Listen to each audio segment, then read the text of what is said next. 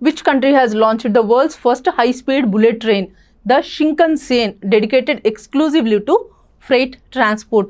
ప్రపంచంలోనే మొట్టమొదటిసారిగా సరకు రవాణాకు మాత్రమే ప్రత్యేకించిన హై స్పీడ్ బుల్లెట్ రైలు షింకన్సేన్ను ప్రారంభించిన దేశం ఏది అని అంటున్నారు. So high speed bullet train అంటే మనకు గుర్తొచ్చేది జపానే. సో జపాన్లో మొట్టమొదటిసారిగా ఈ ఫ్రైట్ ట్రాన్స్పోర్ట్ అంటే goods transport, so goods transport కోసం ఒక హై స్పీడ్ ట్రైన్ని వీళ్ళు యూజ్ చేస్తున్నారనమాట. సో ఇది ఆల్రెడీ ఇంతకుముందు ప్యాసింజర్ ట్రైన్. సో ఆ ప్యాసింజర్ ట్రైన్ వీళ్ళు ట్రాన్స్ఫార్మ్ చేసి ఇలా ఫ్రైట్ ట్రాన్స్పోర్ట్ కోసం వాడుతున్నారనమాట. ఈస్ట్ జపాన్ రైల్వే కంపెనీ వాళ్ళు తయారు చేసిన E3 సిరీస్ షింకన్సేన్ అనమాట ఇది. సో దీంట్లో ఏదైతే ప్యాసింజర్ ట్రైన్ ఉండిందో ఇంతకుముందు, దాంట్లో సీట్స్ మొత్తం తీసేసి విండోస్ ఫ్లోరింగ్ ప్రాపర్గా సెట్ చేసిన తర్వాత ఈ ట్రైన్ని ఫ్రైట్ ట్రాన్స్పోర్ట్ కోసం, గూడ్స్ ట్రాన్స్పోర్ట్ కోసం వాడుతున్నారు.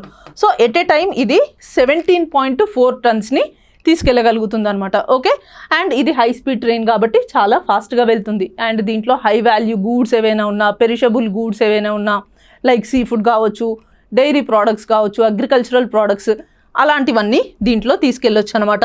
అండ్ ఇది ఏ పర్టికులర్ రూట్లో వెళ్తుంది ప్రస్తుతానికి అంటే మొరియోకా అండ్ టోక్యో మధ్యలో వెళ్తుందనమాట. సో ఈ డిస్టెన్స్ని ఇది 3 అవర్స్లో కవర్ చేసేస్తుంది. సో ఇది ఫస్ట్ టైం ఇది ఒక టెక్నికల్ ఎక్స్పెరిమెంట్ లాగా కాకుండా స్పీడ్, ఎఫిషియన్సీ, సస్టైనబిలిటీని దృష్టిలో పెట్టుకొని వాళ్ళు ఇది చేయడం జరిగింది. సో ఇంతకుముందు కోవిడ్ టైంలోనే ప్యాసింజర్స్ అనేది చాలా తగ్గిపోయారనమాట. ఈ త్రూ ట్రైన్స్ ట్రాన్స్పోర్ట్ అవ్వడం, అంటే ట్రైన్స్ ద్వారా ప్యాసింజర్స్ వెళ్ళడం చాలా తగ్గింది కోవిడ్ టైంలో.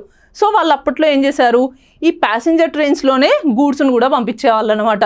సో అలా అలా మెల్లిగా గూడ్స్ ట్రాన్స్పోర్ట్ అనేది చాలా ఫాస్ట్ అవుతుంది ఇలా ట్రైన్లలో, హై స్పీడ్ ట్రైన్లలో పంపిస్తే అని చెప్పేసి వీళ్ళు ఏం చేశారు అంటే ఇప్పుడు కంప్లీట్గా ఎక్స్క్లూజివ్గా గూడ్స్ ట్రాన్స్పోర్ట్ కోసమే ఒక హై స్పీడ్ ట్రైన్ని వీళ్ళు తయారు చేసుకున్నారు.